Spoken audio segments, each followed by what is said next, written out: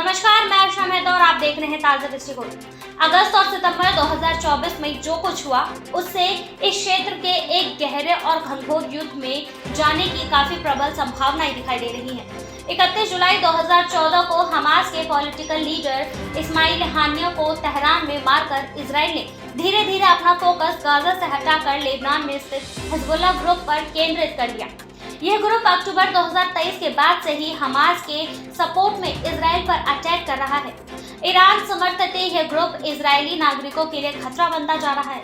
सितंबर 2024 में इजराइल ने सबसे पहले दिखाया कि अब हमलों का केंद्र लेबनान में बेस्ड हिजबुल्लाह ग्रुप होगा, जब उन्हें पेजर डिवाइसेस में विस्फोटक की मदद से लेबनान के एक साथ अलग अलग जगहों पर कई धमाके किए, जिसमें लगभग 2750 लोग घायल हो गए थे और 9 लोगों की मौत हुई थी।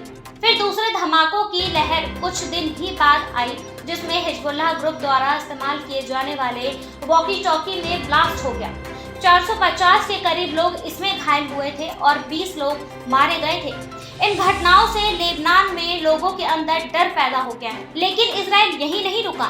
इस बार जब इजराइल ने हमला किया तो मिसाल का टारगेट था लेबनान के बहरूत में दहिए सबर्ब में बना हिजबुल्लाह का हेडक्वार्टर और वहां छिपा हुआ हिजबुल्लाह का secretary general Hassan Nasrallah. Israel को पता था कि नसरल्लाह कितना बड़ा शिकार होगा। इसी समय यूनाइटेड नेशन में सिक्योरिटी काउंसिल का सेशन चल रहा था। इजरायली प्रधानमंत्री देश में चल रहे हालातों के कारण वहां नहीं जाना चाहते थे, लेकिन इजराइल के खिलाफ बढ़ते दुष्प्रभाव को देखते हुए नेतन्याहू ने वहां जाने का तय किया।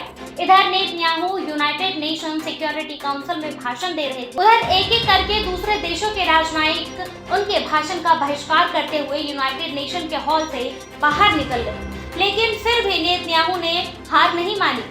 खाली हॉल में पूरी दुनिया के सामने ऐलान किया कि इजराइल को नुकसान पहुंचाने वालों को नेस्तनाबूद किया जाएगा और ईरान और मिडिल ईस्ट में कई ऐसी जगह नहीं है जहां इजरायली मिसाइल ना पहुंचे। बेंजामिन नेतन्याहू ने यूनाइटेड नेशन को आड़े हाथों लिया और कहा कि इजराइल के खिलाफ इतने रेजोल्यूशन पिछले 1 सालों में यूनाइटेड नेशन के अडॉप्ट किए हैं, लेकिन इजराइल के खिलाफ काम करने वाले देश के लिए कुछ भी नहीं। जब नेतन्याहू ने ये सब यूनाइटेड नेशन में बोल रहे थे, तब इजराइल की सेना अपने सबसे कीमती शिकार को शिकार करने में लगी थी और उन्हें सफलता भी मिली। हिजबुल्लाह की कमर नसरल्लाह के मारने के बाद टूट गई, पर इस मौत की गूंज ईरान तक गई। ईरान तिलमिला उठा। 2 महीने में उसके दूसरे सबसे काबिल सिपह सलाहकार की मौत हुई। इजराइल में जश्न था, इधर ईरान गुस्से में बदले की आग में तिलमिला गया। ईरान ने 180 मिसाइल इजराइल पर फायर किया, लेकिन ज्यादा नुकसान नहीं कर पाया। इजराइल ने बदला लेने की धमकी दी तो दूसरी तरफ शुक्रवार की शाम की नमाज में ईरान के सुप्रीम लीडर अयतुल्लाह खमेनी ने साफ साफ ऐलान किया कि इजराइल ज्यादा दिन नहीं रहेगा। उसके खिलाफ लड़ाई जारी है और अपने इजराइल पर हमलों के बारे में अयतुल्लाह ने कहा कि वो हमले पूरी तरह से जायज और कानूनी थे और इजराइल की हरकतों को देखते हुए बेहद कम थे। इस नमाज में बार बार डेथ टू अमेरिका के नारे लगाए गए। खुद अयतुल्लाह ने हाथ में भाषण देते हुए बंदूक कहा गया कि इजराइल कुछ और नहीं बल्कि इस क्षेत्र में अमेरिका के सैन्य कार्यवाही को करने के एक हथियार मात्र है।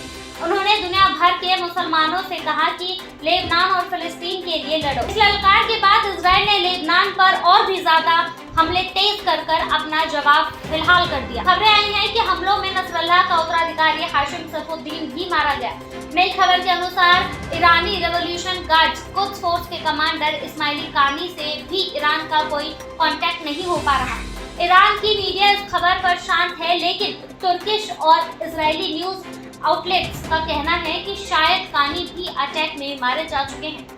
हालांकि इजरायली डिफेंस फोर्स की तरह से इस बारे में कोई कंफर्मेशन नहीं आई, क्योंकि शुरू होने के बाद से इजरायली मिलिट्री के आंकड़ों के अनुसार 13,200 रॉकेट गाजा की तरफ से इजराइल पर छोड़े गए। 12,400 लेबनान में हिजबुल्लाह की तरफ से आए हैं, जबकि 60 सीरिया, 180 यमन और 400 ईरान की तरफ से आए हैं।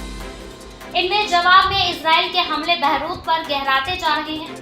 रविवार की रात को 30 स्ट्राइक्स इजराइल ने बहरूत पर की है। इसके साथ ही इस युद्ध के 1 साल पूरा होने की पूर्व संध्या पर बेंजामिन नेतन्याहू ने एक भाषण देकर फ्रांस और उन दूसरी यूरोपीय ताकत को खरी खरी सुनाई है जो इजराइल इसराइल के ऊपर हथियारों के लिए सैंक्शन लगाए गए डिमांड कर रहे हैं। नेतन्याहू ने कहा शेम ऑन देम। नेतन्याहू ने पूछा क्या ईरान हिजबुल्लाह, हाउथिस या हमास पर ARM एम्बार्गो लगा रहा है? ऑफ कोर्स नहीं, ये टारगेट एक्सिस एक साथ खड़ा है, लेकिन वे देश जो इस टेरर एक्सिस के खिलाफ डेरे होने का दावा करते हैं वो इजराइल के ऊपर हथियारों की खरीद फरोख्त पर प्रतिबंध लगाना चाहते हैं। What a disgrace. अब विशेषज्ञता का मानना है कि कुछ बड़ा इजराइल की तरफ से होगा जो सीधा ईरान के खिलाफ होगा। अंतर्राष्ट्रीय कम्युनिटी को डर है कि ईरान का तेल साइट्स या परमाणु साइट्स पर इजराइल हमला कर सकता है और ये बात दुनिया में सबकी चिंता का कारण है। तेल के कुओं पर हमला जहां तेल के दाम बेहद बढ़ा देगा, वहीं परमाणु संयंत्रों पर हमला विनाशकारी साबित हो सकता है। लेकिन यह तय है कि फिलहाल ऐसी कोई संभावना नहीं है कि इजराइल, लेबनान और ईरान के बीच चल रहे इस तनाव से कुछ भी अच्छा निकले। इस युद्ध के 1 साल बाद ये सवाल सबके दिमाग में है कि इस सब के बीच गाजा के लोग कब तक इन अमानवीय घटनाओं से दो चार होते रहेंगे। पूरी फैमिलीज की मौत, बच्चों की मौत के रूप में गाजा स्ट्रिप पर रहने वाले लोग वहां पैदा होने और रहने की सजा काट रहे हैं। इस युद्ध का उद्देश्य अब 1 साल के बाद भी काफी अनक्लियर है। क्या यह युद्ध फिलिस्तीनियों के मुद्दों का हल ढूंढ रहा है? अभी और कितने देश इजराइल के हमलों की चपेट में आएंगे ये भी कहना मुश्किल है।